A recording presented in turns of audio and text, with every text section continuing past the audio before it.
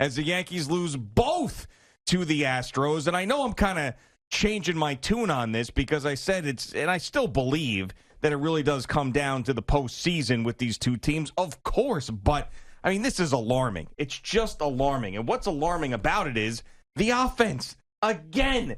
Now, you look at the final score of the second game, you say 7-5. Misleading. But it's misleading. Yeah, Judge hits that home run in the ninth. You know, it's a bomb. It's great. He does that, adds to his total and his MVP season. But, I mean, essentially, you're losing that game 7-2. And the first game, you understand that the offense wasn't there either, and that was a really frustrating way to lose that first game. But it's the same old story. So if this at least gives you a peek into what these two teams are and still remain to be, you can't tell me that this isn't alarming. And I know Aaron Boone said some stuff after the game where he basically was like, listen, the narrative, like we're saying today, is not going to change unless we beat them in the postseason. We do get it, and we'll show up here, and we're going to compete when that happens. But, I mean, they can't be happy walking out of Houston getting handed to them again in back-to-back games? No, of course not. And, Javier and Garcia and fine pitchers, but this was not – these weren't lockdown Cy Young Award winners that they faced. You sit there and talk about the hitting and the offense.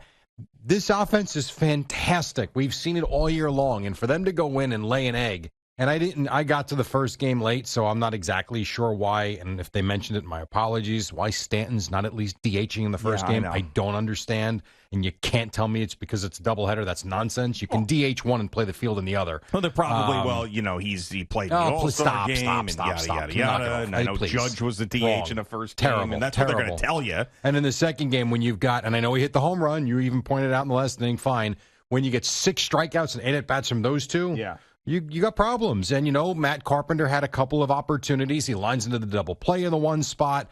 Grounded out at the end of his bat. It was a double play to end the game. And how about the way, Houston starts the first? I mean, they do the little things. Altuve, I don't think, opening up that first game. And by the way, we really nailed the starting pitchers yesterday, did we not? Holy crap, we got them both wrong. I will say, though, that no one's fault. I started feeling like that was going to happen midway through the show. What happened to Jamison Tyone? I don't know. And I told Peter, I said, you better be careful and just blame this on CBSSports.com. Just at least say that, because then everybody's going to think that you're the one that's reporting this. It was pretty funny. Yeah, it wasn't even close. Like Domingo Germán, where'd he come from? I don't know. Once did we say his name? Now, Lepresti did text me yesterday, right around the end of the show, said J.P. Sears will be up and activated, so I don't know if he's starting. Not sure. Nate came into the second game. But, yeah, whatever. It was kind of funny. But you even look at Altuve's at-bat to start the first game, and I will confuse the two games, by the way, at some point this morning. He wasn't up there trying to bunt. I mean, it was a 1-1 count. It looked like he was swinging away at first, and then you realize the first baseman's back. It's wide open. Great push bunt. And then even, who was the second bunt? I forget. I'm forgetting. Whoever it was. Was it Jeremy Pena? Just Google it. Whatever. Even that one, you got Donaldson playing all the way back, and he just drops down a bunt. It was beautiful. I mean, it's the little things that they do. And then even something as simple as the ground ball that gets by, again, I'm going to confuse the two. I think it was Marwin Gonzalez playing shortstop in the first game. Yes. Yeah, and it was just like all of a sudden you look up and it's 1-0. And it was Pena, by the way. It was just one of those tough days where nothing seemed to go right for them. And then I am in no way, shape, or form saying that they would have gotten the out. I'm not saying this because the runner probably would have beat him anyway. But where is Gleyber Torres in the ninth inning? Yeah. All right. So he's shifted. Is basically he was shifted where though? But he was playing second base. But he was. What I don't understand is, all right, I know where he was playing, and he was shifted over into closer to first base. I get that. Playing deeper. That I understand. Ball's hit to the left side. Go to second base. Right. That's what I don't get.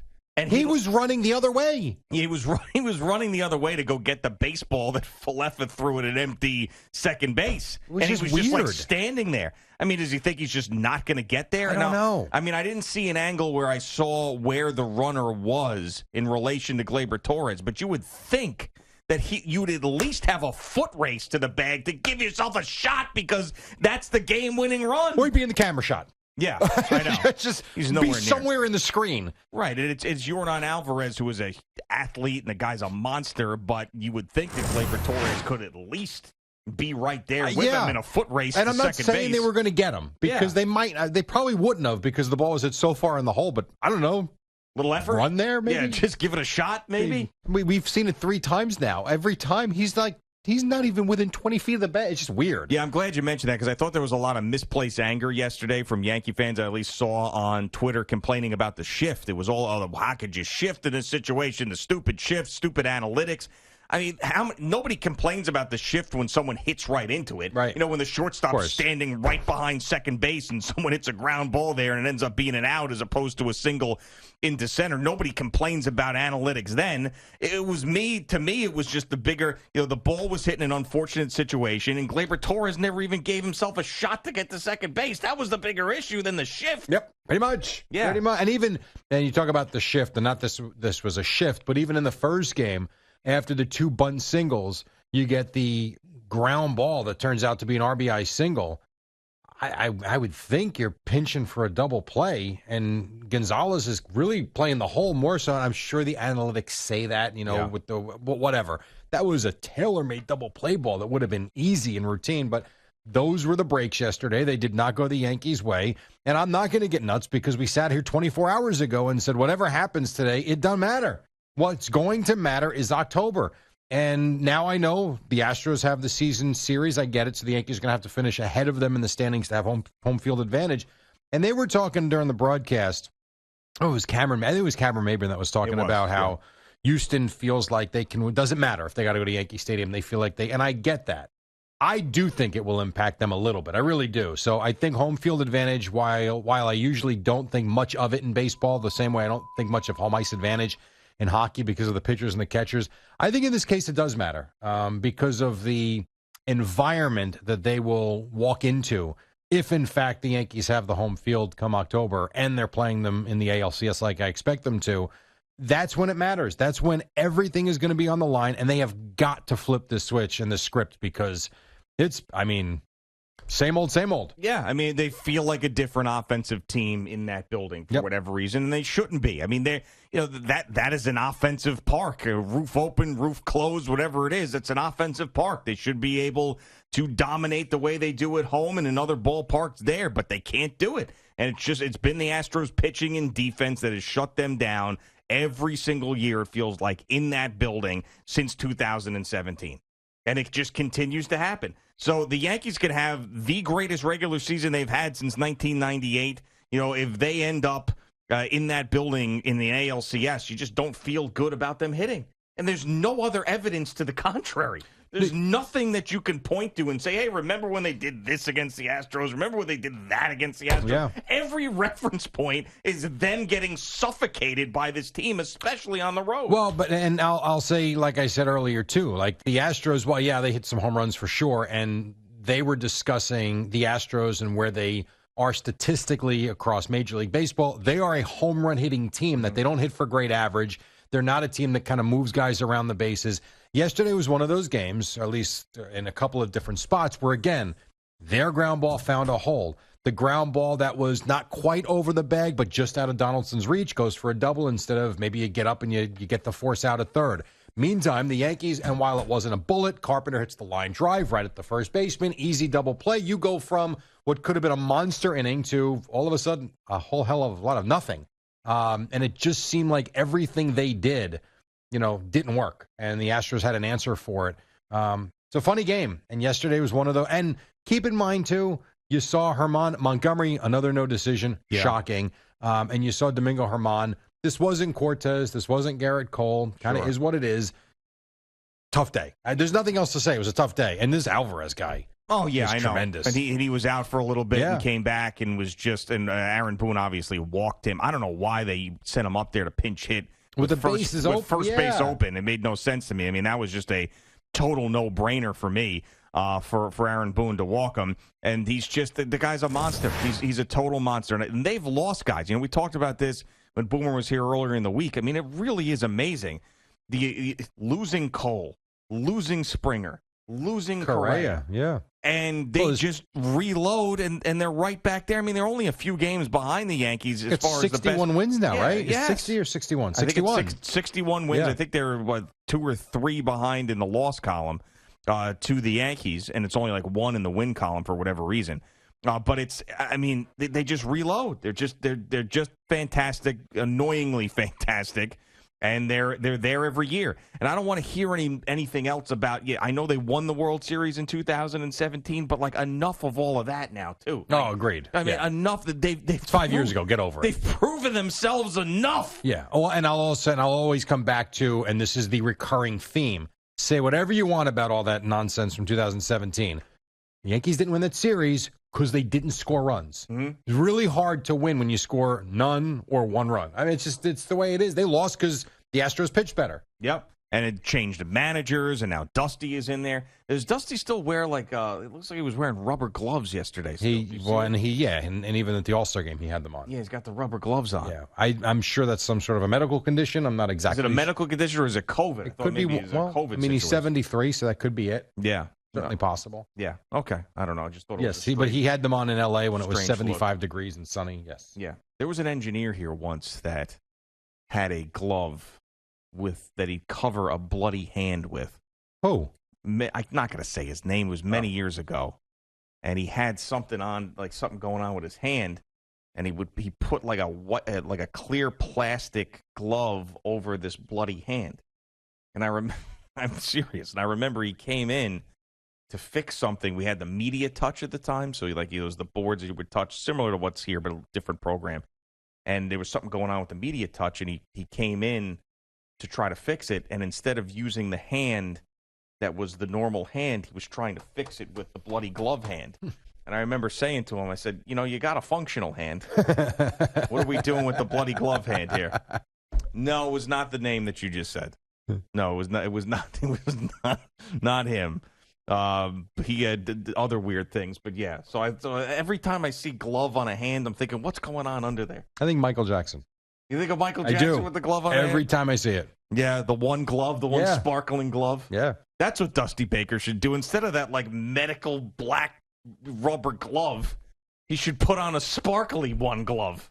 That would be awesome. Which would be stylish. That would be really stylish. You think if I put, why does Dusty Baker wear, it comes right up. Why does Dusty Baker wear gloves? There you go. Simple reason why. Let's see. Carries Baker. He does the dishes after the game. He does not do the dishes. No. Dishpan hands.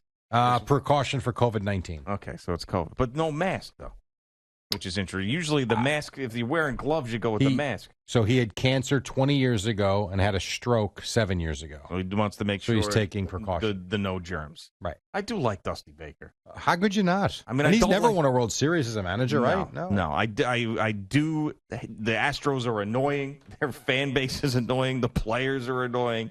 The way that they sort of responded to all the boos and got super cocky and everything. I guess, I would too if I were them. You got to fight back. But like Dusty Baker's a guy that how do you not root like for him? I totally understand. Like if they end up winning a World Series, you feel good for Dusty. You at least feel good for Dusty, don't you? It's amazing how good the Astros have been. I know. I mean, and it's all basically, it's not like they went out and signed big-time free agents. I mean, I know Verlander was somewhere else. I know Cole was somewhere else, and those two guys were a big part of what they did. But there's so many guys that they're the homegrown players that they just brought up. Altuve and Bregman's still there. Yeah, and development. Jordan Alvarez is another one. Now, absolutely. Who's another superstar. You know where they got, I shouldn't say got lucky, because they've taken a pounding, clearly. And lucky is not the right word with what happened in the world. But in terms of what they dealt with or had to deal with, and when everything came out, they ended up having that short season with no fans. That is true. Now, they've taken a beating for sure since, but I think it probably would have been worse. Yeah. If it happened immediately. What was that story that every newscast was leading with right before 9/11, where it was a politician and there was a murder and they were trying to blame the murder on the politician, and then it was every newscast. I don't remember. It was like it was the huge story, and then 9/11 happened. I remember I was like, ooh, that guy got the heat taken off of him. Was it Chandra Levy? Chandra Levy, yes. Good job, Al. Look at you. Chandra Levy. Now, do you remember the politician, though? That was the Gary something. Let me see. Oh, man. But I thought the same thing with that guy. I don't know whatever happened to it. I don't know if he ended up in jail or whatever. I don't remember. I don't think anybody remembers exactly, because it was 9/11 was right after it. But sometimes if you're in the thick of things, You wait for another big story. Gary Condit. Gary Condit and Chandra Levy. Look at how he remembers this. Oh, you started it. Look at you. No, but I remember the story. I don't remember the names. Yeah. I know my murders. I know you. I'm sure you probably watched documentaries on it. Probably. Yeah. So that was fortunate for him. Well, he was the only person in the world that I think it was fortunate for in America that was fortunate And for. You know who had a book signing scheduled for 9/11? That I don't know. Softcore porn. Not really? Really? Richard Neer? FM. Oh, man. The Rise and Fall of WNEW. Is that book? Okay. Yeah, probably didn't do all that well if it came out on 9/11, 2001. Did you really? Yeah. He writes like novels, too. Yes, he does. And a handful of them now, too. Yeah. Richard Neer FM, the book. Let's see. I'm going to say The Rise and Fall of WNEW. Is that right? I don't think any W was in the title. The Rise and Fall of Rock Radio. Oh, okay. But it was about that station, was it not? Yeah, there's a couple others. Smoking marijuana. It Get was a a joint. A station out weed, spliff. Bong. out west. Hashish brick. It just didn't stop. You can still get it on Amazon. Okay. How much? $19. $19 for a new one. I see $11 for a used one. And I see $46 for one. I don't know. Maybe that's That a was signed probably one. signed one. Yeah. Maybe. But he had a scheduled book signing because those Tuesdays are the day for book signings right now. So, yeah. Oh, that's a tough break for Richard Neer in his book.